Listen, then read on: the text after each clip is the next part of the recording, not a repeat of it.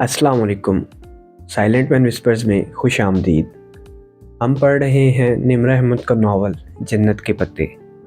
उससे पहले आपसे गुजारिश है कि आप हमारा चैनल सब्सक्राइब करें और हमें सपोर्ट करें ताकि हम ऐसे ही आपके लिए नई नई वीडियोस ला सकें। गुज़िश्ता किस्त हमने ख़त्म की थी, वो सिर्फ़ अपने पर्स के लिए आई थी या किसी मुअम्मे के हल के लिए? वो किसी नतीजे पे पहुंचने से कासिर थी। आपका अब्दुर्रहमान पाशा से क्या रिश्ता है? वो बोली तो उसकी आवाज़ जर्द रोशनी की मानंद मध्यम थी। आहिस्ता आहिस्ता उसका खौफ ज़ाइल हो रहा था। मैं अब्दुर्रहमान की माँ हूँ। उन्होंने अपने हाथ में पकड़ी मोमबत्ती मेज़ पे रखी और उंगली के पोरों पे लगी मोम खुरची, फिर पलट कर उसकी तरफ आई। अब्दुर्रहमान ने तुम्हें मिलने का कहा था, लेकिन जब तुमने इनकार किया तो भले वो हाथ और दामन का साफ़ ना हो, दिल का इतना साफ़ है कि वो रुका नहीं। अलबत्ता जाते जाते उसने मेरे ज़िम्मे ये काम लगाया था कि मैं तुमसे मिल लूँ और तुम्हें इन सवालों के जवाब दे दूँ जो तुम्हारे ज़हन में कलबलाते रहते हैं। वो दम साधे खामोशी से इस मुअम्मर खातून को देखे गई जो ठहर ठहर कर बोल रही थी। इन दोनों के दरमियान रखी कॉर्नर टेबल पे एक फ़ोटो फ्रेम रखा था। इसमें दो चेहरे मुस्कुरा रहे थे, एक वही मुअम्मर खातून और दूसरा उनके साथ एक 35-36 बरस का मर्द जिसके बाल घुंघराले और लंबे थे। आंखों पे मोटे फ्रेम का चश्मा था, चेहरे पे छोटी सी दाढ़ी जिसमें जगह जगह सफ़ेद बाल झलकते थे। निहायत गहरी सांवली रंगत का वो शख्स बहुत ही आम सा कबूल सूरत मर्द था। इससे पहले कि मैं कुछ बताऊं, तुम अगर कुछ पूछना चाहती हो तो पूछ लो। आया ने फ़ोटो फ्रेम से निगाह हटाकर उनको देखा जो मुस्कुराती और शफकत निगाहों से उसे देख रही थी। वो दरवाज़ा बंद होने पर डर गई थी, मगर अब इस डर का शाइबा तक नहीं था। अब्दुर्रहमान पाशा मुझे फूल क्यों भेजता है? सफ़ेद फूल जो शायद दुश्मनी की अलामत होते हैं। उसके सवाल पे वो हौले से मुस्कुराई। हर शख्स का अपना एक अंदाज़ होता है। शायद वो इस तरह फूल इसलिए भेजता है ताकि तुम्हें चौंकाए, तुम्हारी तवज्जो हासिल करे। मगर वो मुझे कैसे जानता है? उसने अपनी उलझन सामने रखी जो इसको मुसलसल परेशान किए हुए थी। मैं तुम्हें यही बताना चाहती थी। उन्होंने एक गहरी सांस ली। दिसंबर में तुमने किसी चैरिटी इवेंट में शिरकत की थी। वो इस्लामाबाद में उस वक्त उसी होटल में था। वहाँ उसने पहली बार तुम्हें देखा था और उसी रात पहली बार तुम्हें फूल भेजे थे। एकदम से उसकी 2-2.5 माह की बेचैनी का इख्तिताम हो गया। उसे फ़ौरन उसे याद आ गया जिस रात उसे सबांजी की तरफ से सिलेक्शन की मेल आई थी। उसी दोपहर उसने ये चैरिटी लंच अटेंड किया था जो ज़ारा की कज़न की किसी स्टूडेंट फेडरेशन के ताउन से मुनक्किद किया गया था। इसमें शहर के कई बिजनेसमैन और दीगर बाअसर शख्सियात ने शिरकत की थी। वो और ज़ारा भी यूं ही चली गई थी। यकीनन उसे अब्दुर्रहमान पाशा ने वहीं देखा होगा। ये मुमकिन था। तुम्हें वो डोली नामी ख्वाजा सरा तो याद होगा। उसे अब्दुर्रहमान ने ही तुम्हारे ताक़ुब पे लगाया था। डोली इसके आबाई घर का पुराना खादिम है, बरसों से हमारे साथ है और वो सिर्फ तुम्हारी मदद के लिए तुम्हारे पीछे आता था। जहाँ तक ताल्लुक़ है उस मेजर का जिसको तुमने उसकी माँ और बहन के सामने बेइज्जत किया था, उसकी मदद भी अब्दुर्रहमान ने तुम्हारी वीडियो हटवाने के लिए ही ली थी। ये अलग बात है कि उस वक्त अब्दुर्रहमान इस बात से लाइल्म था कि वो मेजर कर्नल गिलानी का बेटा है। कर्नल गिलानी जानती हो कौन है? उसने धीरे से नफ़ी में सर हिलाया। कर्नल गिलानी वो थे जिसको तुम्हारे फूफा ने मुल्क छोड़ते हुए अपने केस में फंसा दिया था। बेगुनाह होते हुए भी कर्नल गिलानी ने कई साल सज़ा काटी और गो के वो बाद में रिहा हो गए थे। उन्होंने कैद की सऊबतों में लगने वाली बीमारियों के हाथों ज़िंदगी हार दी। इस मेजर की शादी होने वाली है। उसने तुम्हें सिर्फ अपने किसी ज़ाती मंसूबे के लिए फंसाना चाहा था, मगर तुम बेफिक्र रहो, वो अब तुम्हें तंग नहीं करेगा। तो यह था सारा खेल। एक बाअसर शख्स अपनी मोहब्बत को पा लेने के लिए इस्तेमाल करदा कुछ मोहरों की कहानी।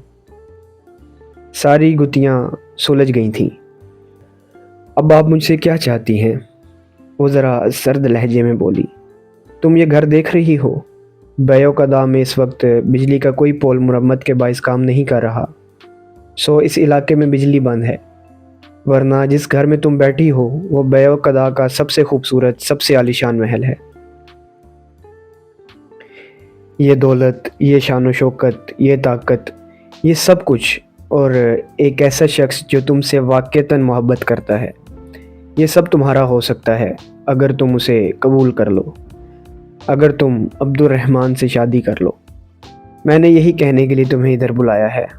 حیا نے ایک گہری سانس اندر کھینچی۔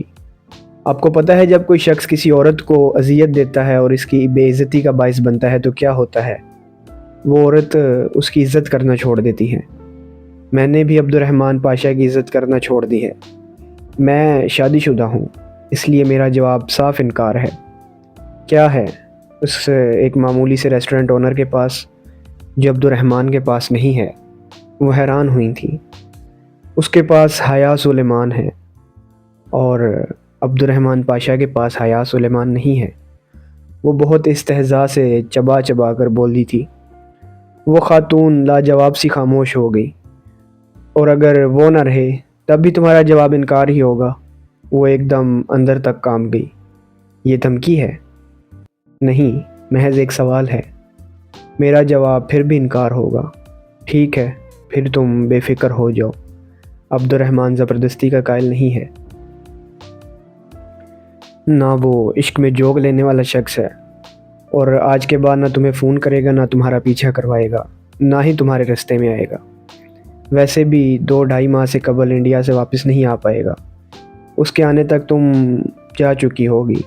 اس نے مجھ سے کہا تھا کہ اگر تمہارا جواب انکار میں ہو تو میں تمہیں اس چیز کی گارنٹی دے دوں کہ تمہیں اب کبھی پریشان نہیں کرے گا۔ تم جا سکتی ہو۔ آخری فیری 8 بجے نکلے گی۔ اگر تم چاہو تو ٹکٹ کے پیسے۔ بہت شکریہ، میرے پاس پیسے ہیں۔ اس نے اپنا کلچ اٹھایا اور تیزی سے اٹھی۔ سنو، تم اچھی لڑکی ہو، کبھی دوبارہ بیوقدا آنا ہو تو ادھر ضرور آنا، مجھے تم سے مل کر خوشی ہوگی، مگر مجھے نہیں ہوگی۔ وہ واپس پلٹ گئی۔ نیم تاریک راہداری کے دوسرے سرے پہ بنے دروازے کا ناب اس نے گھمایا تو وہ کھل گیا۔ وہ دروازہ کھول کر باہر آ گئی۔ پتھر بن جانے کے خوف سے اس نے پیچھے مڑ کر نہیں دیکھا۔ باہر شام کی نیلگوں روشنی ڈوب رہی تھی، ہر سو اندھیرا چھانے لگا تھا۔ وہ دروازہ بند کر کے آگے روش پہ آئی۔ اسی پل باہر سے کسی نے سفید گیٹ کھولا۔ نیم اندھیرے میں بھی اسے وہ دونوں صاف نظر آ رہی تھی۔ وہ ترک میں باتیں کرتی، ہاتھ میں ہاتھ ڈالے چلی آ رہی تھی۔ وہی گہرے جامنی فراک والی بچی اور بھورے اسکارف والی بڑی لڑکی جس کے بازو میں جنگلی پھول سے بھری ٹوکری تھی۔ وہ مگن سی بچی کا ہاتھ تھامے چلی آ رہی تھی۔ اسے سامنے سے آتا دیکھ کر ٹھٹک کر رکی۔ حیا تیز قدموں سے آگے بڑھ گئی۔ بھورے اسکارف والی لڑکی رک کر گردن موڑے اسے جاتے دیکھے گئی۔ بچی نے اسے جھنجھوڑا تو وہ چونکی، پھر سر جھٹک کر اندر کی طرف جاتے آبنوسی دروازے کی جانب بڑھ گئی۔ حیا تیز تیز قدم اٹھاتے سڑک کے کنارے چل رہی تھی۔ سمندر کی طرف سے آتی ہوا مزید سرد ہو چلی تھی۔ نیلگوں سیاہ پڑتی شام دم توڑ رہی تھی۔ جب تک وہ واپس بندرگاہ پر پہنچی شام اندھیرے میں بدل چکی تھی۔ تاریک رات، ویران سمندر، پراسرار جزیرہ۔ اس کا دل چاہ رہا تھا کہ کوئی محفوظ جگہ ملے تو وہ پھوٹ پھوٹ کر رو دے۔ ابھی تو وہ رونے کی ہمت بھی نہیں کر پا رہی تھی۔ رات کی فیری کتنے بجے آئے گی؟ اس نے ٹکٹ کی کھڑکی سے جھانکتے آفیسر سے پوچھا۔ اس کا موبائل جہان ساتھ لایا تھا مگر وہ واپس نہیں لے سکی تھی، اور جہان ڈی جے کے موبائل نمبرز اسے زبانی یاد نہیں تھے، ورنہ کہیں سے کال کر لیتی۔ وہ چلے گئے ہوں گے اور پریشان ہوں گے، وہ اندازہ کر سکتی تھی۔ 8 بجے، ٹکٹ چیکر نے جواب دیتے ہوئے بغور اسے دیکھا، پھر ساتھ رکھا کاغذ اٹھا کر دیکھا۔ آر یو حیا سلیمان، پاکستان ٹورسٹ؟ اس نے کہنے کے ساتھ وہ پرنٹ آؤٹ اس کے سامنے کیا جس میں اس کی اور ڈی جے کی آج دوپہر کی کھینچی تصویر پرنٹ کی گئی تھی۔ یس آئی ایم، میری فیری نکل گئی تھی۔ کیا میرے فرینڈز ادھر ہی ہیں؟ فرط جذبات سے اس کی آنکھیں ڈوب ڈبا گئیں۔ उसने सोच भी कैसे लिया कि वो उसे छोड़कर चले गए होंगे। Police station, come to police station. और जब वो पुलिस ऑफिसर्स के हमरा पुलिस स्टेशन पहुंची तो अंदरूनी कमरे में उसे वो दोनों नज़र आ गए। डीजे कुर्सी पे सर दोनों हाथों में थामे बैठी थी, जबकि जिहान उंगली उठाए दृष्टि से सामने बैठे ऑफिसर से कुछ कह रहा था। ऑफिसर जवाबन नफ़ी में सर हिलाते हुए कुछ कहने की सही कर रहा था, मगर वो नहीं सुन रहा था। चौखट पर आहट हुई तो वो बोलते बोलते रुका और गर्दन मोड़ी। वो भीगी आंखों से दरवाजे में खड़ी थी। उसकी उठी उंगली नीचे गिर गई, लब भिंच गए। एकदम ही वो कुर्सी के पीछे से निकलकर उसकी जानिब आया। किधर थी तुम? उसकी आंखों से आंसू टिप टिप गिरने लगे। मैं खो गई थी। वो बच्चा मेरा पर्स लेके भागा तो आधे बेअक्कदार ने तुम्हें उसके पीछे भागते देखा। अक्ल नाम की चीज़ है भी तुम में या नहीं? उस पर्स के लिए तुम उसके पीछे भागी। फेरी छूट जाएगी या वो तुम्हें कोई नुकसान न पहुंचा दे। तुम्हें इस बात का कोई ख्याल था? वो गुस्से से चिल्लाया। क्यों ना भागती मैं उसके पीछे? पर्स में मेरा पासपोर्ट था, स्पांजी का कार्ड था। बाद में परेशानी होती कि, और जो परेशानी हमें हुई वो हम इस 1.5 घंटे में पागलों की तरह पूरे जजीरे पर ढूंढ रहे थे। जानती हो हमारी क्या हालत थी? डीजे जो इसके चिल्लाने के बायस रुक गई थी, अब आगे बढ़ी और उसके गले लग गई। हया, तुम बिल्कुल पागल हो। उसकी आंखें रोने से मुतवर्रम थीं और दोनों फिर रोने लगी थीं। हद होती है गैर जिम्मेदारी की। आइंदा मैं तुम दोनों के साथ कहीं नहीं जाऊंगा। वो भिन्ना कर कहता वापस पुलिस ऑफिसर की तरफ पलट गया। वो अभी तक रोए जा रही थी। उसे पता था कि वापसी पे जिहान की बहुत सी बातें सुननी पड़ेंगी। वो दोनों लकड़ी का दरवाज़ा धकेल कर अंदर आईं तो हर सू अंधेरा छाया था। लिविंग रूम से टिमटिमाती जर्द रोशनी झांक रही थी। आने उसने जंगली फूलों की टोकरी लॉबी में रखे स्टैंड पे धरी और बच्ची का हाथ थामे लिविंग रूम की तरफ आई। सोफे पे वो मुअम्मर खातून उसी तरह बैठी थी। उसके हाथ में चंद नोट थे जो वो गिनकर अलहदा कर रही थी। साथ ही वो लड़का खड़ा उन नोटों को देख रहा था। सलामुन अलैकुम आने, कैसे हो अब्दुल्ला? उसने बच्ची की उंगली छोड़ दी और कंधे से पर्स की स्ट्रैप उतारते हुए बड़ी मेज़ की तरफ आई। मैं ठीक हूँ आयशे। लड़के ने मुअम्मर खातून के बढ़ाए गए नोट पकड़े, गिने और बाहर गया। वो बकिया नोट वापस बटुए में रखने लगी। बिजली वाला पोल ठीक हुआ? बटुआ बंद करते हुए उन्होंने पूछा। वहाँ बंदे काम कर तो रहे हैं, अभी गली में दाखिल होते हुए हमने देखा था। अब्दुल्ला क्यों आया था? वो मेज़ के साथ खड़ी अपना पर्स खोलते हुए कह रही थी। मेरा काम था। उन्होंने बच्ची का हाथ थामते हुए सरसरी सा जवाब दिया, जो अब उनके साथ सोफे पे आ बैठी थी। काम भी था और आने ने उसे पैसे भी दिए। आयशे गुल, तुमने देखा? वो सुबह कुरान पढ़ने कब से नहीं आया। रोज़ बहाने बना देता है। बच्ची नाक कोड़ती कह रही थी। अपने पर्स को खंगालती आयशे ने पलट कर खुफती से उसे देखा। बुरी बात है बहारे, किसी के पीछे इसका यूं जिक्र नहीं करते। वो एक नज़र इस पे डालकर वापस अपने पर्स में कुछ ढूंढने लगी थी। और ये वो लड़की थी ना? चंद लम्हे मोम की तरह पिघल कर गिर गए तो उसने पर्स की चीज़ें हाथ से उलट पलट करते हुए पूछा, इधर क्यों आई थी? ये अब्दुर्रहमान के मसले हैं, वो खुद ही निपटा लेगा। उन्होंने टालना चाहा। अच्छा, वो उदासी से हंसी। यानी मसला अभी तक निपटा नहीं है? क्या कह रही थी? साफ इनकार। उन्होंने गहरी सांस ली। अब्दुर्रहमान चला गया? उसने बात पलट दी। हाँ, आज सुबह की ही फ़्लाइट थी ना। वापसी का नहीं बताया?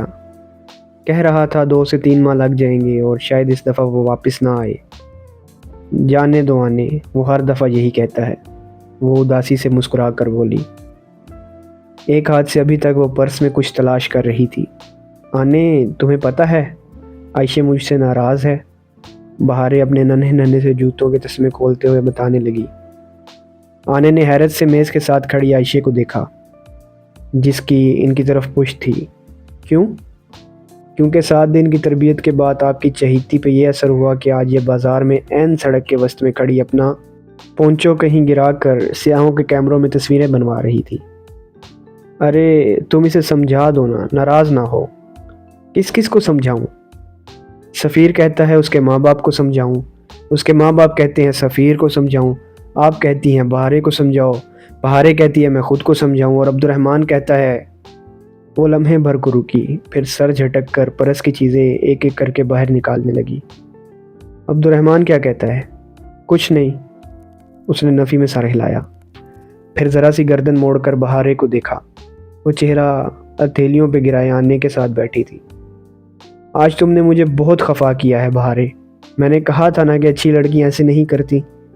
تو اچھی لڑکیاں کیسے کرتی ہیں عائشہ گل؟ بہارے نے منہ بگاڑ کر اس کی نقل اتاری۔ اچھی لڑکی اللہ تعالیٰ کی بات مانتی ہیں، وہ ہر جگہ نہیں چلی جاتی، وہ ہر کسی سے نہیں مل لیتی، وہ ہر بات نہیں کر لیتی۔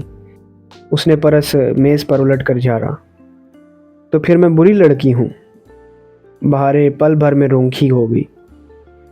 نہیں، کوئی لڑکی بری نہیں ہوتی، بس اس سے کبھی کبھی کچھ ایسا ہو جاتا ہے جو برا ہوتا ہے، جس پہ اللہ اس سے ناراض ہوتا ہے۔ اور جانتی ہو جب اللہ ناراض ہوتا ہے تو وہ کیا کرتا ہے؟ کیا؟ جب وہ ناراض ہوتا ہے تو انسان کو اکیلا چھوڑ دیتا ہے۔ اور جانتی ہو کہ اکیلا چھوڑنا کیا ہوتا ہے؟ جب بندہ دعا مانگتا ہے تو وہ قبول نہیں ہوتی، وہ مدد مانگتا ہے تو مدد نہیں آتی، وہ رستہ تلاشتا ہے تو رستہ نہیں ملتا۔ وہ اب میز پہ نکلی اشیاء الٹ پلٹ کر رہی تھی، خالی پرس ساتھ ہی اوندا رکھا تھا۔ کیا ڈھونڈ رہی ہو؟ سفیر نے اپنی ممی کو چابیاں دینے کے لیے کہا تھا، یہیں پرس میں رکھی تھی، پتہ نہیں کہاں چلی گئی۔ عبد الرحمن ٹھیک کہتا ہے، عائشہ گل کبھی کچھ نہیں کر سکتی۔ وہ یہ اس لیے کہتا ہے تاکہ عائشہ گل سب ہی کچھ کرنا سیکھ جائے۔ ان کی اس بات پہ اس نے ایک تلخ مسکراہٹ کے ساتھ سر جھٹکا اور چیزوں کو واپس پرس میں ڈالنے لگی۔ وہ چابی یقیناً کہیں اور رکھ کر بھول گئی تھی۔ آنے والے چند دنوں میں پڑھائی کا بوجھ ذرا بڑھ گیا اور کلاسز کا شیڈول پہلے سے سخت ہو گیا، تو وہ دونوں ٹیسٹ تیار کرنے اور دینے میں ایسی مصروف ہوئیں کہ کہیں آ جا نہ سکیں۔ وہ وسط مارچ کے دن تھے، استنبول پہ چھایا کوہر ٹوٹ رہا تھا اور بہار کی رسیلی ہوا ہر سو گلاب اور ٹیولپس کھلا رہی تھی۔ اب صبح سویرے گھاس پہ برف کی جمی سفید تہ نظر نہیں آتی تھی اور سبانجی کا سبزہ اپنی اصل رنگ میں لوٹ رہا تھا۔ ایسے ہی ایک دن ان دونوں نے ٹاپ کپی پیلیس جانے کا پروگرام بنایا، مگر اسی وقت حالے آ گئی، اس کے پاس دوسرا پروگرام تھا۔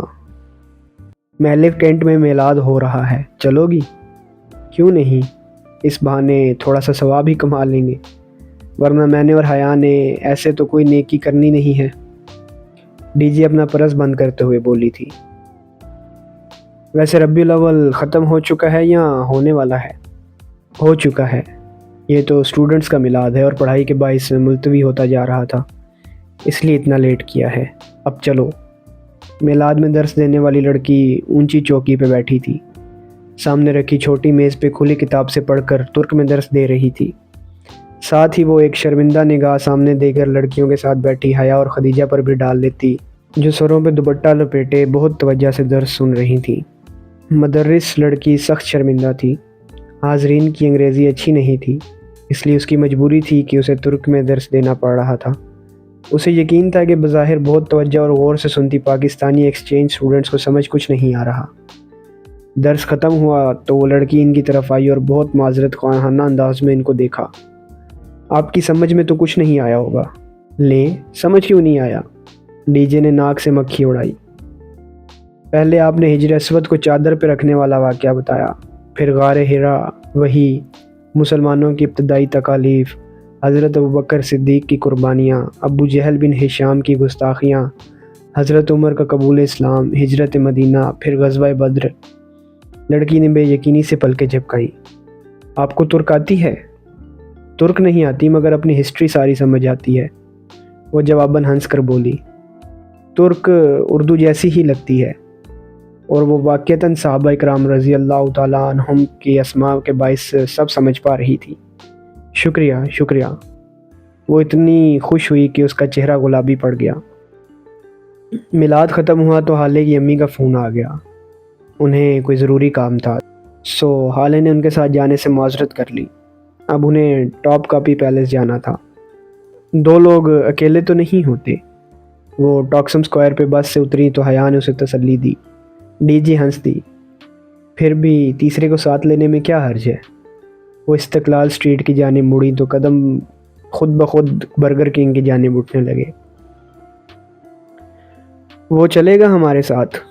اس روز کتنا غصہ کیا تھا اس نے، یاد ہے؟ وہ اس لیے کہ تمہیں ڈھونڈتے ہوئے وہ بہت فکر مند اور پریشان ہو گیا تھا، مگر اب تھوڑا سا اصرار کریں گے تو ضرور چلے گا۔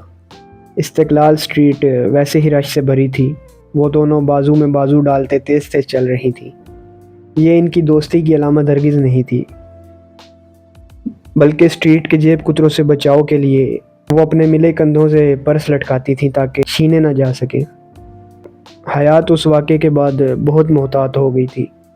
اب بھی اس نے اپنے سفید کوٹ کے اوپر پرس یوں ڈال رکھا تھا کہ بائیں کندھے سے سٹریپ گزار کر دائیں پہلو سے پرس لٹک رہا تھا۔ بال کھلے تھے اور دوپٹہ گردن کے گرد لپٹا تھا۔ ڈی جے نے بھی اسی طرح شلوار قمیص پہ سیاہ لمبا کوٹ پہن رکھا تھا۔ برگر کنگ میں خوب گہما گہمی تھی۔ اشتہا انگیز سی مہک سارے ریسٹورنٹ میں پھیلی تھی۔ وہ دونوں آگے پیچھے چلتے ہوئے کچن کی طرف کھلتے دروازے کی طرف آئیں۔ سامنے طویل سا کچن تھا، ادھر ادھر ایپرن اور ٹوپیاں پہنے 2-4 افراد آ جا رہے تھے۔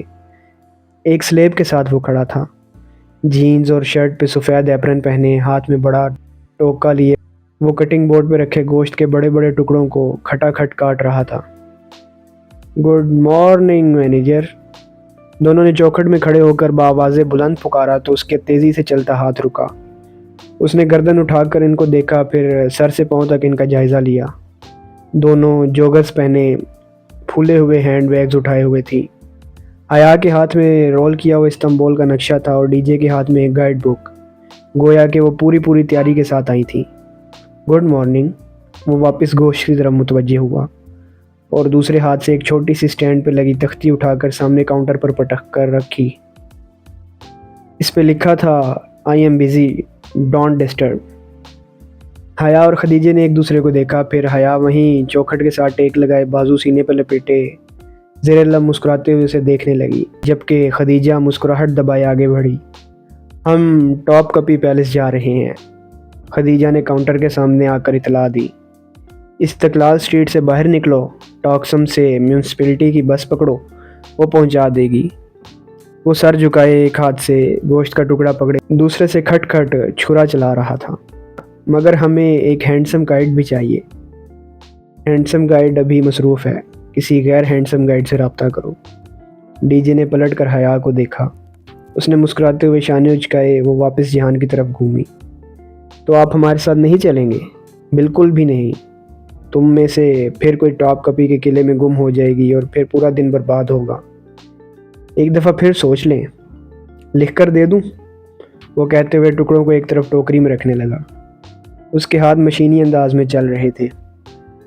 اچھا ایک بات بتائیں، استقلال اسٹریٹ میں جیب کترے ہوتے ہیں نا؟ ڈی جے نے اس کے سلور اسمارٹ فون کو دیکھتے ہوئے کہا جو قریب ہی چارجنگ پہ لگا تھا۔ ہاں تو سمجھیں آپ کی جیب کٹ گئی۔ ڈی جے نے ہاتھ بڑھا کر فون اچکا، تار نکالی اور حیا کے ساتھ آ کھڑی ہوئی۔ فون والا ہاتھ اس نے کمر کے پیچھے کر لیا۔ کیا مطلب؟ اسے شدید قسم کا جھٹکا لگا تھا۔ وہ ہاتھ روک کر انہیں دیکھنے لگا۔ مطلب یہ کہ آپ ہمارے ساتھ ٹاپ کاپی پیلس نہیں چلیں تو ہم اس موبائل کو بیچ کر آدھا جواہر تو خرید ہی لیں گے۔ ویسے فون اچھا رکھا ہوا ہے آپ نے۔ وہ الٹ پلٹ کر موبائل دیکھنے لگی۔ پاکستانی روپوں میں 2-2.5 لاکھ سے کم کا تو نہیں ہوگا۔ وہ چھرا رکھ کر ان کے سر پر آ پہنچا۔ میرا فون واپس کرو۔ کڑی نگاہوں سے انہیں دیکھتے ہوئے اس نے ہاتھ بڑھایا۔ ٹاپ کاپی سے واپسی پہ دے دوں گی، وعدہ۔ مطلب تم لوگ مجھے یرغمال بنا کر لے جاؤ گی؟ کوئی شک؟ وہ پہلی دفعہ بولی۔ ٹھیک ہے، مگر یہ آخری بار ہے، پھر میں کبھی تم دونوں نکمی لڑکیوں کے ساتھ اپنا دن برباد نہیں کروں گا۔ وہ ایپرن گردن سے اتارتے ہوئے مسلسل بڑبڑا رہا تھا۔ اور اگر آج تم دونوں میں سے کوئی کھوئی تو میں بہت برا پیش آؤں گا۔ ہاتھ دھو کر جیکٹ پہنتا وہ ان کے ساتھ باہر نکلا۔ ٹاپ کپی سرائے کے سامنے وہ سبزہ زار پہ ساتھ ساتھ چل رہے تھے۔ حیا درمیان میں تھی اور وہ دونوں اس کے اطراف میں۔ جہان، یہ ٹاپ کپی سرائے کا مطلب کیا ہوتا ہے؟ میں ایک یرغمال شدہ گائیڈ ہوں اور یرغمالی عموماً خاموش رہتے ہیں۔ وہ جیکٹ کی جیبوں میں ہاتھ ڈالے چوئنگم چباتا شانے اچکا کر بولا، میں بتاتی ہوں، ٹاپ کپی کا دراصل اردو والا توپ ہی ہے، جیسے تقسیم ٹاکسم بنا ویسے ہی توپ ٹاپ بن گیا۔ کپی کہتے ہیں گیٹ کو، سرائے ہو گیا محل، سو توپ کپی سرائے cannon gate palace. I am genius, ہے نا جہان؟ میں نہیں بول رہا، وہ سخت خفا تھا۔ ٹاپ کپی پیلس 400 سال تک سلاطین کا محل رہا تھا، سرمئی عظیم الشان قلعہ نما محل، جہاں خاص کمروں کے پہرے دار گونگے بہرے ہوا کرتے تھے تاکہ راز محل سے باہر نہ نکلیں، اور جس کو کون نما مینار شاہانہ انداز میں اوپر کو اٹھائے ہوئے تھے، سلطان کا عظیم ورثہ اور اثاثے، چینی پورسلین کے نیلے اور سفید رنگ کے ایسے برتن جن میں اگر زہر ملا کر کھانا ڈالا جاتا تو برتن کا رنگ بدل جاتا، 86 قرات کے جواہرات سے مزین سلطان کے شاہی لباس نگاہوں کو خیرہ کرتے تھے۔ یہ منحوس گارڈ ہمارے سر پہ نہ کھڑا ہوتا تو میں کسی طرح 2-4 ہیرے تو توڑ ہی لیتی۔ ڈی جے ان آنکھیں چندھیا دینے والے قیمتی پتھروں کو دیکھ کر سخت ملال میں گھر چکی تھی۔ پولین آف ہولی مینٹل کے حصے میں دینی متبرکات۔ وہ ایک اونچا ہال تھا، منقش در و دیوار، رنگ برنگی ٹائل سے سجے چمکتے فرش، بلند و بالا ستون، حیا ارد گرد نگاہیں دوڑاتی شیشے کی دیواروں میں مقید تاریخی اشیاء کو دیکھتی آگے بڑھ رہی تھی۔ آج کے لیے اتنا ہی، ہم آپ سے ملیں گے نیکسٹ ویڈیو میں انشاءاللہ۔ تب تک کے لیے اپنا خیال رکھیے، اللہ حافظ۔